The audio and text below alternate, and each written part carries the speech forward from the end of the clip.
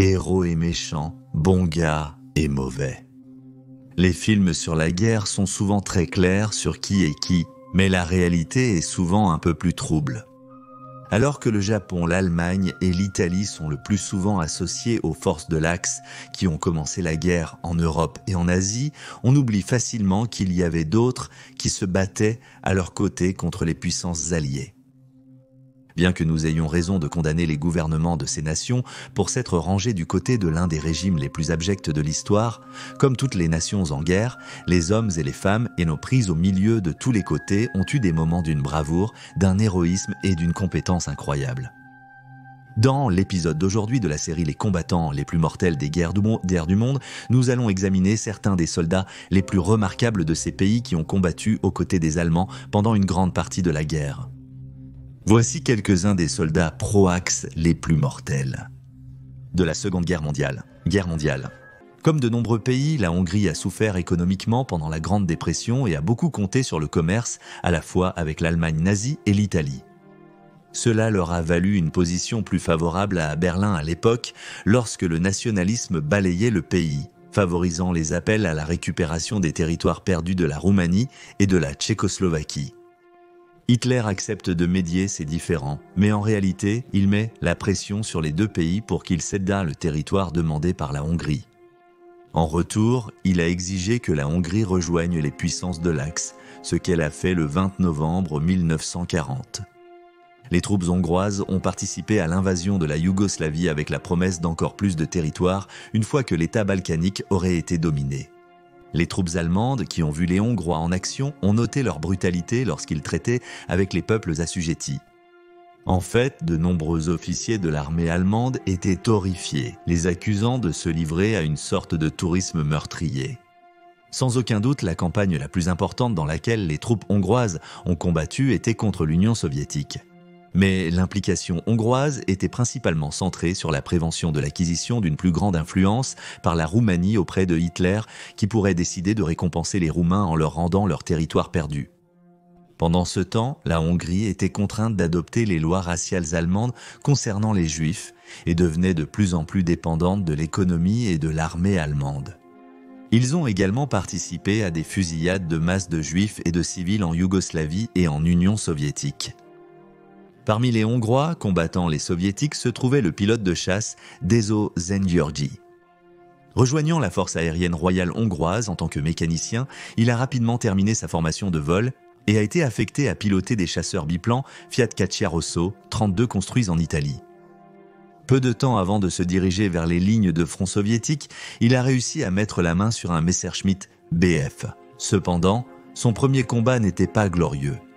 Envoyé pour enquêter sur un avion à 2 moteurs opérant dans sa région, il s'est rapidement retrouvé sous le feu ennemi, ce qui l'a poussé à riposter.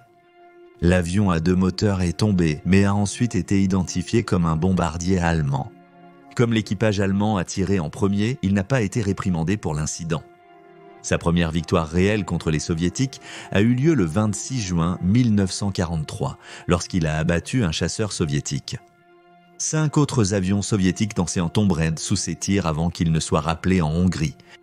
Entre juin et août 1944, ces canons étaient de diriger contre des avions américains et ils revendiqueraient 4 victoires sur des bombardiers B-24 Liberator avant de retourner combattre les Soviétiques. Ils termineraient la guerre avec 30 tués confirmés. À Stalingrad, les Hongrois ont beaucoup souffert, avec 100 000 tués ou capturés lors de la retraite. Cette perte brutale a effectivement annulé l'armée hongroise en tant que force militaire efficace, et donc, lorsque Hitler a soupçonné le pays de planifier de changer de camp début 1944, il y avait peu que le pays pouvait faire. En mars, la Hongrie a été envahie par l'armée allemande.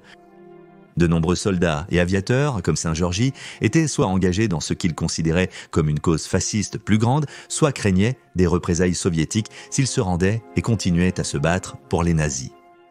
Cependant, des Hongrois ont riposté. Il y avait environ 600 partisans hongrois qui se battaient contre les Allemands et leur propre gouvernement pendant la guerre, mais l'un des plus éminents était en fait un immigrant tchécoslovaque. Le père de Palmalata était socialiste et la famille a été forcée de quitter la Tchécoslovaquie lorsque l'Allemagne a envahi. Après avoir obtenu la citoyenneté hongroise en rejoignant l'armée, il a été envoyé sur le front de l'Est où il a été capturé. Pendant sa captivité, il a accepté de rejoindre le mouvement partisan formé par les soviétiques en Hongrie et a été reformé dans les techniques de sabotage et d'assassinat. Il a été renvoyé dans son pays d'adoption où il a recruté et formé d'autres personnes ainsi qu'effectué de nombreuses attaques lui-même. Il était bien connu pour son courage et est devenu une sorte de héros populaire anti-nazi à la fin de la guerre. Malheureusement, il aurait une fin tragique. En 1956, il était colonel commandant une division non blindée stationnée à Budapest lorsqu'il a été envoyé pour aider à réprimer l'insurrection hongroise. Cependant, après avoir rencontré les insurgés, il a décidé de les rejoindre, aidant à défendre les casernes Kilian, et ce faisant, il était la figure militaire hongroise la plus en vue à les rejoindre contre le gouvernement communiste. Lorsque l'insurrection a échoué, il a été exécuté, aux côtés de plusieurs autres, dans une prison de Budapest le 16 juin 1958.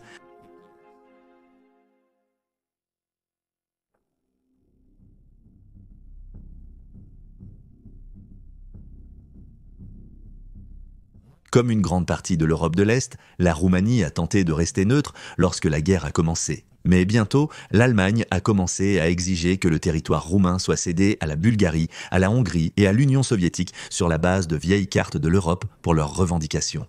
La Roumanie a dû accepter, exacerbant les tensions, surtout avec la Hongrie. La monarchie roumaine a fondé ses espoirs sur l'aide de la Grande-Bretagne et de la France, mais à l'été 1940, la France a été vaincue et la Grande-Bretagne n'était pas en mesure d'aider. Les éléments fascistes au sein de la Roumanie ont maintenant poussé pour des liens plus étroits avec l'Allemagne, croyant que le territoire perdu pourrait être récupéré grâce à la coopération avec Berlin. Il y avait aussi ceux en Roumanie qui croyaient qu'ils n'avaient pas d'autre choix que de coopérer avec l'Allemagne, de peur de subir leur propre invasion allemande. Ce qui a suivi a été une période de tumulte politique dans laquelle le premier ministre du pays a été assassiné et le roi contraint d'abdiquer, son fils de 19 ans prenant sa place en tant que figure de proue. La Roumanie s'est maintenant fermement tournée vers le camp allemand, devenant membre du pacte tripartite le 23e novembre 1940. La Roumanie a engagé 250 000 de troupes dans l'invasion de l'Union soviétique par l'Allemagne. Dans la bataille de Stalingrad, les troupes roumaines sous le commandement du général Ioan Sion se sont reconstituées en une colonne de combat de 15 000 hommes chargée de couvrir la retraite allemande. Pendant 96 heures de combat entre le 21 et le 24 novembre 1942, Sion et ses hommes ont été attaqués par des chars et de l'infanterie, et malgré l'absence d'armes anti-chars, ils ont réussi à tenir leur ligne plus longtemps que quiconque aurait pu raisonnablement s'y attendre. Démoralisé, frigorifié, affamé et à court de munitions, le général Ioan Sion aurait pris leur dernier sac de grenades à main et aurait attaqué un char T-34 par lui-même. Il était le seul général roumain à être tué au combat pendant la Seconde Guerre mondiale. Le meilleur pilote de chasse roumain était Constantin Cantacuzino. Issu d'une famille roumaine éminente, il était un pilote doué qui ravissait les foules avec des acrobaties aériennes audacieuses avant la guerre et était l'un des principaux pilotes d'essai de la Roumanie. Alors que son pays était impliqué dans la guerre, il a exigé de rejoindre une unité de chasseurs et volait bientôt avec des Messerschmitt Bf-109 fournis par les Allemands. Le 5 mai 1943, il est arrivé sur la ligne de front et a été nommé commandant de l'escadron de chasse 58. Le 29 juin, lui et ses ailiers escortèrent des bombardiers roumains lorsqu'ils ont été attaqués par un groupe de chasseurs soviétiques.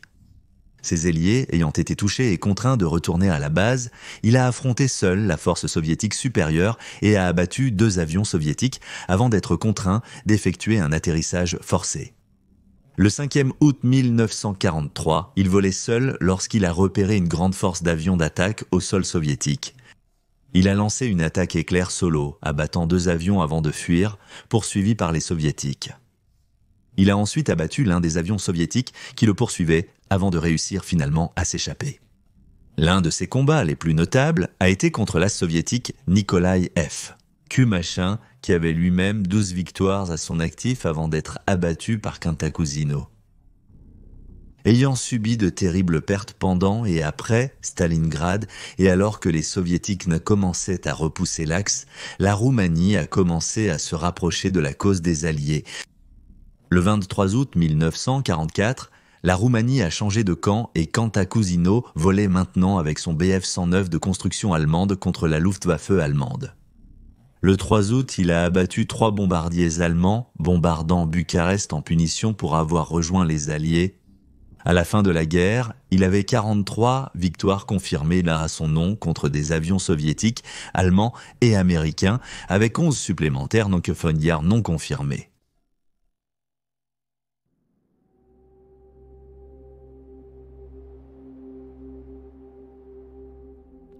Lorsque la Seconde Guerre mondiale a éclaté, la Bulgarie s'est initialement déclarée neutre, mais avec un nouveau gouvernement formé le 16 février 1940, le pays s'est rapproché du soutien à l'Allemagne. Presque un an plus tard, la Bulgarie a signé un pacte de non-agression avec les puissances de l'Axe avant de devenir un membre signataire le 1er mars 1941. En quelques jours, la Bulgarie était utilisée par les troupes allemandes comme zone de préparation pour attaquer la Yougoslavie et la Grèce, tandis qu'en retour, les forces bulgares étaient autorisées à occuper la Macédoine yougoslave et une partie de la Serbie. Cependant, la Bulgarie a fait des efforts pour rester en dehors de la guerre avec l'Union soviétique et a conservé ses troupes pour sa propre défense, même après que l'Allemagne a forcé la Bulgarie à déclarer la guerre à la Grande-Bretagne et aux États-Unis. Finalement, alors que la guerre se retournait contre l'Allemagne, la Bulgarie a commencé à craindre des représailles, surtout à la fin de 1944, lorsque l'Union soviétique a déclaré la guerre à la Bulgarie maintenant qu'ils étaient à portée de frappe.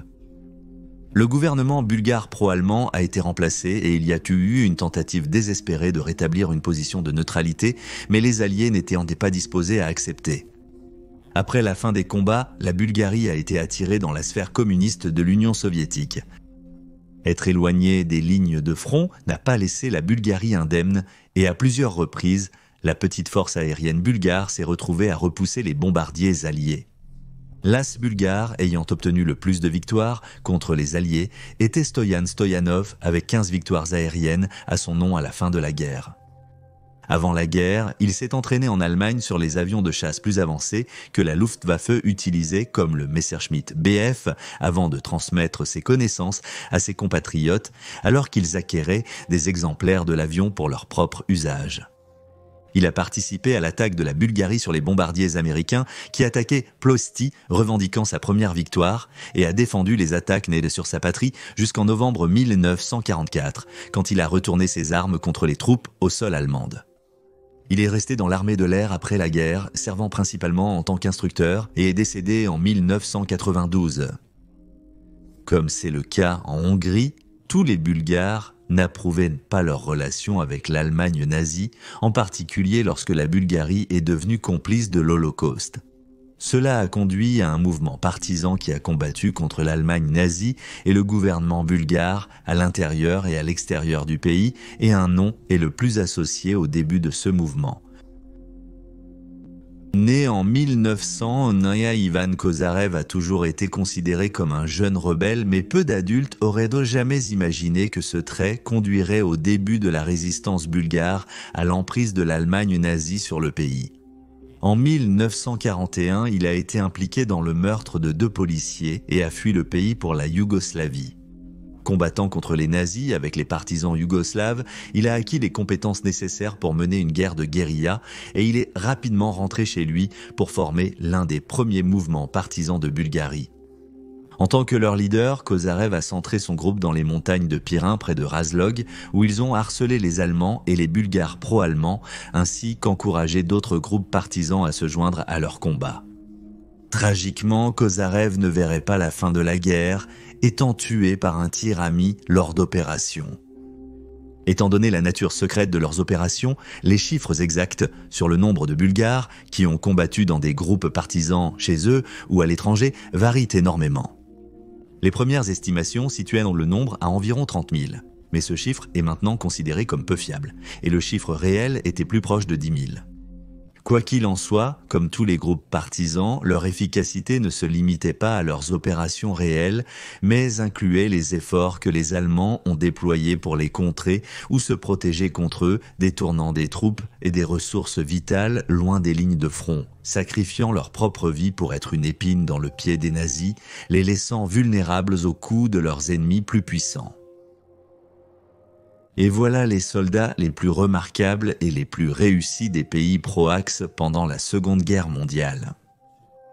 Veuillez laisser un commentaire ci-dessous avec vos propres réflexions et n'oubliez pas d'aimer cette vidéo et de vous abonner pour soutenir la chaîne.